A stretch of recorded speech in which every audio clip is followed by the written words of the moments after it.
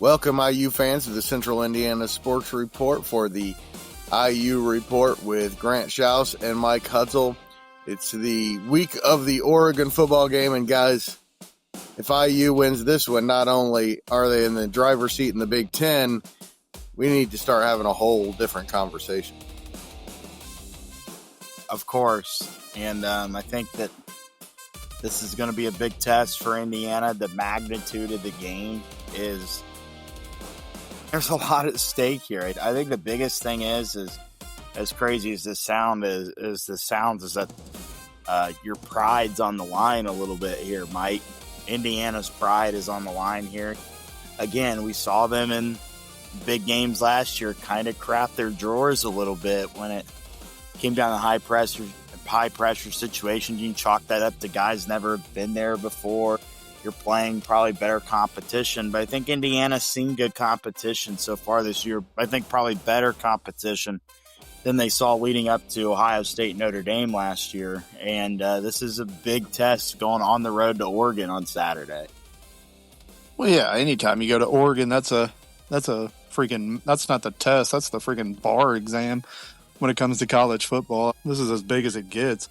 Oregon, they're a monster, and they have been for the better part of almost 2 decades now, really. This goes back to the Mike Berlotti era of Oregon football, but Chip Kelly comes through there. They had a little bit of a fall off under the Willie Taggart, Mario Cristobal reign, but Dan Lanning, there's a reason he's listed on everybody's next coach at Alabama list. Everybody in college football thinks highly of this guy. Oregon's the cool team for kids of a certain age. They've had the uniform envy of everybody in college football, people trying to replicate that for years now. And anytime you go to Hudson, there's a reason no Big Ten teams won there since before Grant was born. Y'all know who that was. But it's so amazing to just be sitting here. It's like, let's go. The eyes of college football are once again on Indiana. Yeah. Let's go. This is what you just dream about when you're a fan of a program. And yeah, they crapped their drawers a couple times last year, but hopefully they're potty trained this time. Let's go. I want to correct you here is that I was alive the last time a Big Ten team did win out there with Indiana. Oh, God, I was probably 3 months old. Oh, okay. My apologies. And Greg will get this because it's a thing in our local area, but my dad always tells me that we were at the Tipton Pork Festival when that happened. So he said they went out there with DiNardo on a fluke and ended up winning that game. I saw the box score from that game. They were up like 23-0 at one point in the game and ended up hanging on to win 30-24, something like that. But Hey, Mike, I once saw Henry Lee Summer live at the Tipton Pork Festival. Oh, wow. Okay. A big event. Best. I saw Henry Lee Summer at the Greentown Fair one time. Like you said, this is the bar exam here. Indiana needs this win, but let's be real. If Indiana doesn't win this game, are we really going to come on after the game and the reaction and be all up in arms? Are we going to be upset? No, I mean, we kind of sat here at the beginning and predicted a 11-1, 10-2 record for Indiana. Penn State and Oregon were the ones that we thought that Indiana would probably drop. Now, I'm confident. I'm so confident going into the game because I think Indiana, statistic-wise, and when you start pairing up the wins that they've had, nobody even comes close to what Indiana's done this year. They've dominated almost every game, minus the Iowa game. Even the Old Dominion game, they dominated the game because it just didn't show on the scoreboard, but it showed on the stat sheet and it showed on the film. The eye test just wasn't there. The eye test was there against Iowa where, yeah, Indiana probably didn't play the way that they probably should have, but they're still able to come in and do what they've done. And I like their chances Saturday more than I really liked their chances last year against Notre Dame and Ohio State. I'm going to disagree with one thing that you said. I do think we're going to be upset if Indiana goes up there and it is a boat race. If Indiana has another big game, if it's another because we're going to have to hear about it. If they go into another big game and they fall behind by 20 and they're just never really competitive, I think that there's going to be a little bit of hand-wringing on the Hoosier. I think IU's too good for that this year. I hope you're right, and the early lines in Vegas kind of agree with you. They started out as a double-digit underdog, and that line's all the way down to 7.5. So it shows that at least the public right now is on Indiana. If they have the best quarterback in college football, which some people say they do, if they have, Oregon arguably has the best best quarterback in college football too, though. I think it's 1A, 1B. The thing about Oregon, man, is a lot of Iowa's a tractor. Oregon's a Ferrari. That's like an Olympic sprint team running around out there on the field. And to replicate that speed, you just can't do it. And Indiana's not slow by any stretch of the imagination. I think watching them play Illinois proved that to some degree. I don't think Illinois was prepared for what Indiana had as far as speed overall on the team. But whenever you watch Oregon, you just feel like, did I hit a button on my television? Is this being played in fast forward? Because that's just the speed at which they play. And really, really good teams have gone to Autzen and come out on the losing end. Ohio State just did it last year, and that was a hell of a game, if you remember correctly. But if Indiana goes up there and competes, no, we're not going to be upset whatsoever on about 7:30 on Saturday night coming out of that. But if they go up there and they get beat up again, we just know, and we have to prepare ourselves. We're going to have to hear about it all over again. The Codys of the world are going to be kind of like that picture of Mr. Burns from The Simpsons. You know what I'm talking about, where he's like rubbing his hands together? Oh, yeah. I know exactly what you're saying. That's what those people are going to be like, man. This is going to be like Indiana haters Super Bowl on Saturday if they lose. I'm not saying I kind of am, but if Indiana loses, then this is going to be everybody who hates Indiana's Super Bowl. So I think that go ahead. And that's the frustrating thing about it is, I mean, how many teams legitimately are going to stroll into Eugene on a given Saturday and come out with a win? Zero. None.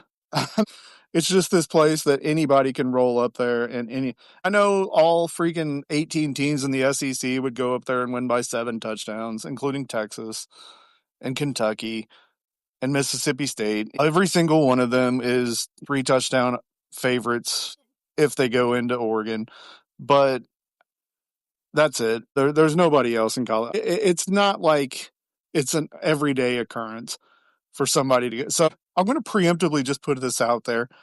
If you were going to come in and talk smack if Indiana loses this game on Saturday, go ahead and F off.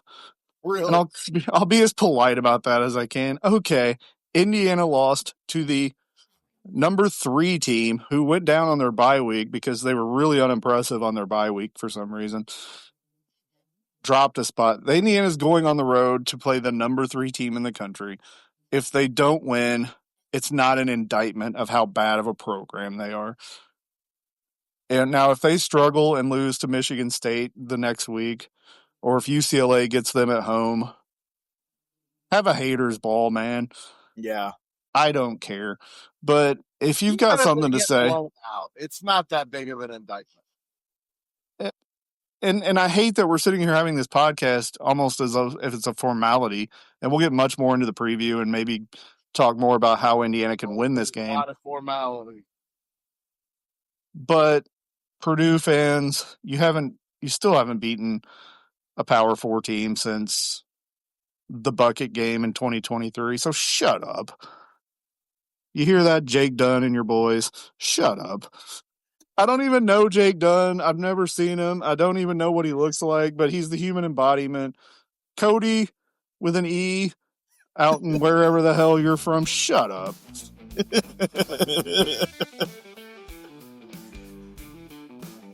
So my thing is that you mentioned Dan Lanning and all that. I know we talked about this a few weeks ago, but And I don't know if you guys agree with this, but Dan Lanning is probably, if Indiana didn't have Sig for some reason, or God forbid he left to take the Penn State job when James Franklin gets fired, which is probably what'll happen. There's probably no coach I like more in the country than Dan Lanning, other than Sig. I think he's a likable guy. I think he's a great coach. He says the right thing. The guy's just coaching ball. He's a very good coach. Like I said, he's not one where it's like Ryan Day. Ryan Day's a dick.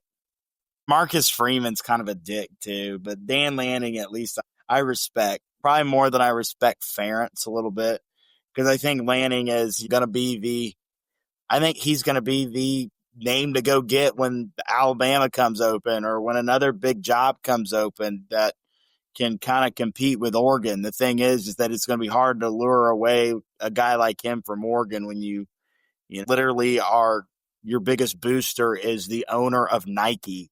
So right, money's never going to be an issue for Oregon. It's going to have to be a Texas, Alabama sized job to get Lanning out of there. I'm with you. I don't have an issue at all with Dan Lanning.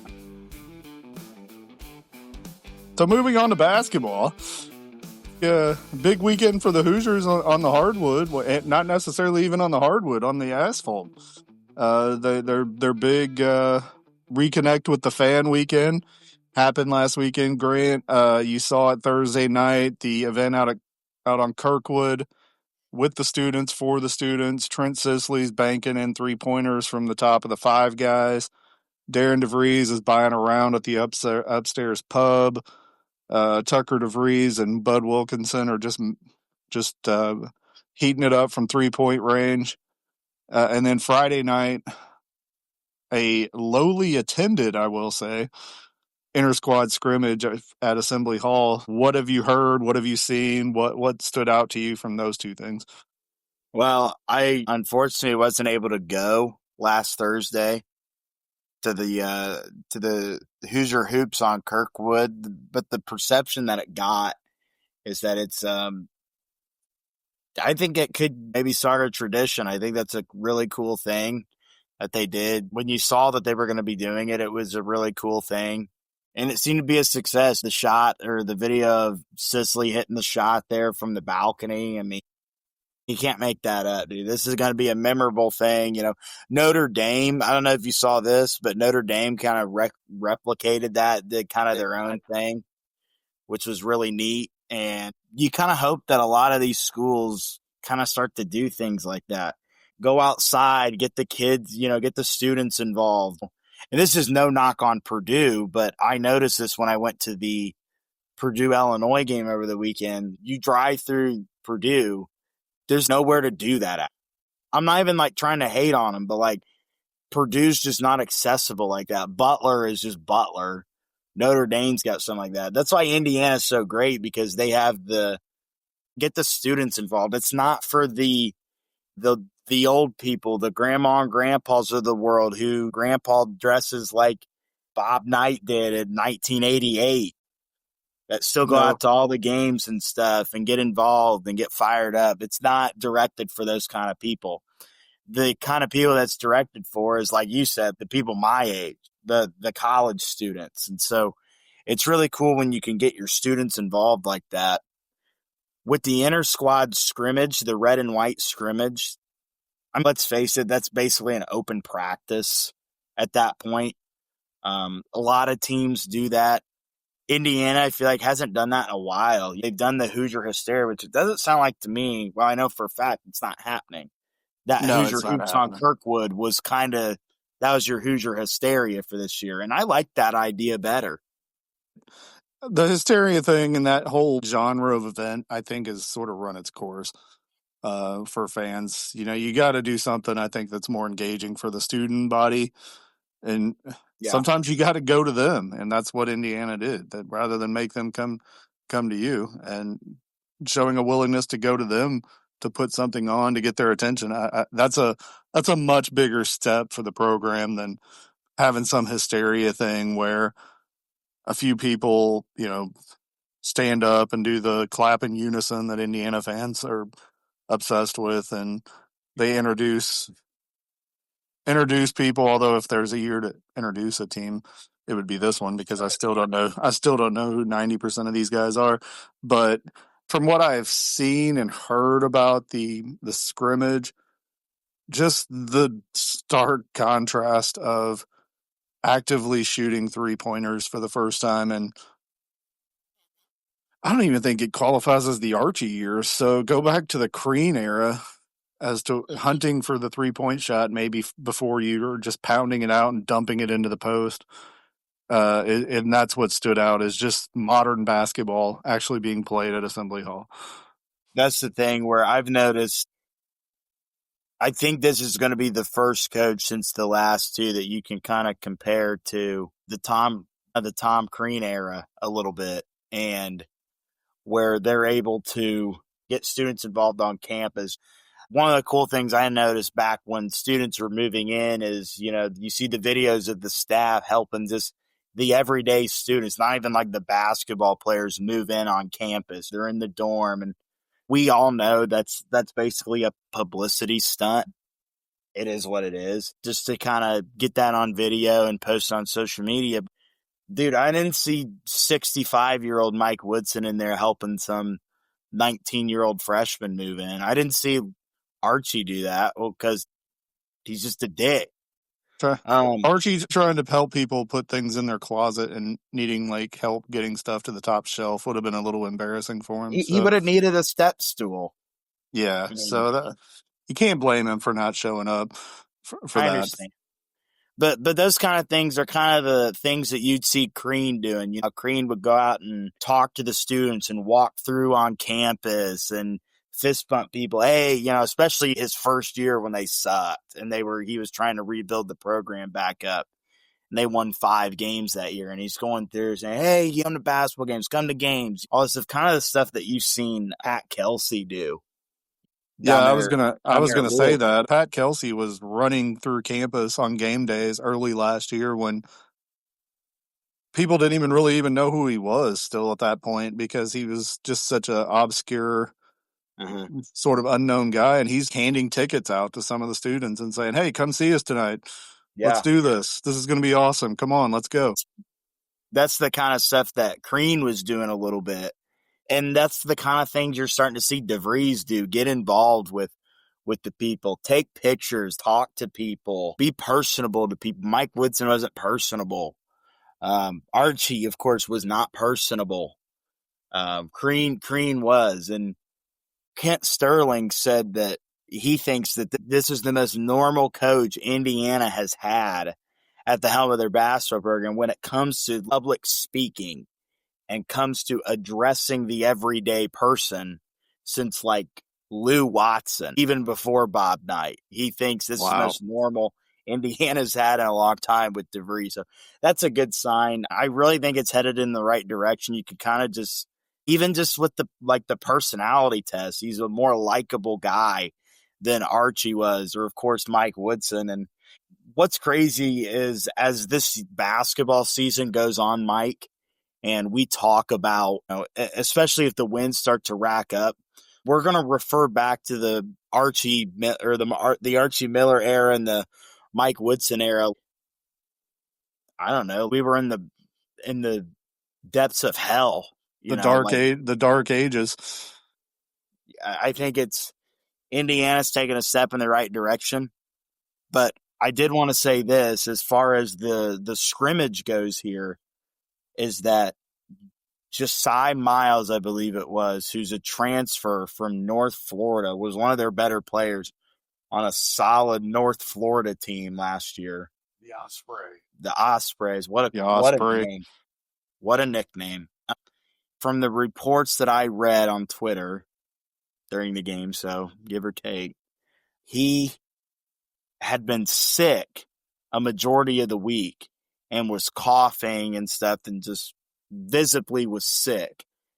And he played in the inter-squad scrimmage and went down with an injury. And I think just because he was so fatigued and wasn't feeling well, I'm not sure it was really an injury as much as it was just He literally just hit a wall. He just crashed. And they helped him off the floor. And after that had happened, it was early fourth quarter. They decided to call it and be done. It's probably the best decision. That probably was the plan all along, is if someone goes down, no matter how significant it is, just call it. We're not going to risk anyone getting hurt. We're going to do this. If it gets into the second half and somebody goes down, even if it's hopefully with something just minor like that, we're just going to call this thing. Not going to risk anyone getting significantly hurt in a stupid red and white scrimmage that we basically do every day in practice, but like we're just opening the doors up today. I mean, and they're still working their way back with some other injuries. Miles has been sick. He's been in and out a little bit from drills. And I think he cramped up really bad, I think is what I read. And that's why they just pulled the plug. So let's get through these next couple weeks. Let's get some of these guys healthy. Let's get some guys in shape, and let's get ready for that Baylor exhibition, because that should be a fun one. Just reverting back to football real quick, let me tell you something, is that I went to a Colts game yesterday, and I went to a Colts game yesterday against the Raiders, absolute ass whooping. In the middle of the second half, it was during a timeout, they do something on the video board where they put certain things, like type of things, up on the video board, and the crowd cheers if it's underrated or overrated.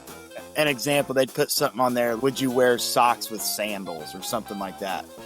And it shows underrated, you cheer, overrated, you cheer. They went through the whole list, and the last one it said Hoosiers football.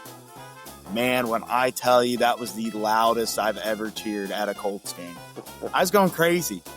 There were two other IU guys with me. We were going bonkers. We will be back on Thursday evening to preview the biggest game in IU football history. Really? I think so, yeah. Am I wrong? I don't think you're wrong. Maybe other than the college football playoff game, maybe. Yeah. Biggest regular season game program history. Yeah. Thanks, guys.